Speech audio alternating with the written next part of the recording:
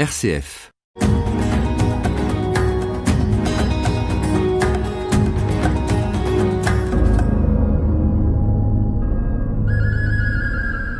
Bali est connu dans le monde entier pour son artisanat, Bali, l'île des artistes, etc., etc.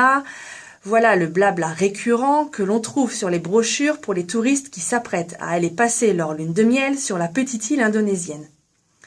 Ce qui est drôle dans ces slogans, c'est que la langue balinaise n'a pas de mot pour le concept d'art.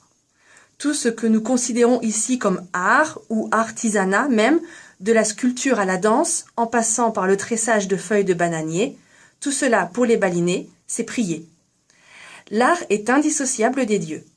Chacun met son talent au service de la vénération, que ce soit en participant à la peinture de fresques dans les temples, en apprenant à danser ou à jouer du gamelan, en sculptant, en tissant ou encore en confectionnant jour après jour les petits paniers d'offrandes.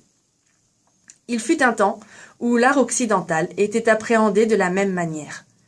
L'art occidental d'antan, comme l'art balinais d'aujourd'hui, invitait à la contemplation et rendait la communication avec le divin plus tangible pour les mortels que nous sommes. À Bali aujourd'hui aussi, particulièrement depuis l'arrivée des Occidentaux, un art non religieux s'est développé.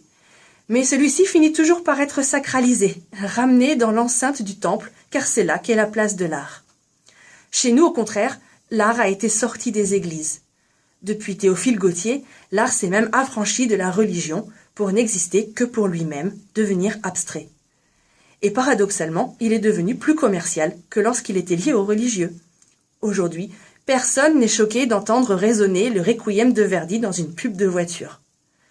Le résultat, c'est que le concept d'art est certes très haut placé dans nos sociétés, nous lui consacrons même des musées, un type de bâtiment totalement inconnu d'autres cultures, mais que beaucoup de gens, la majorité peut-être même, ne savent plus très bien ce qu'est l'art et sont déroutés devant ce qui nous est présenté comme tel.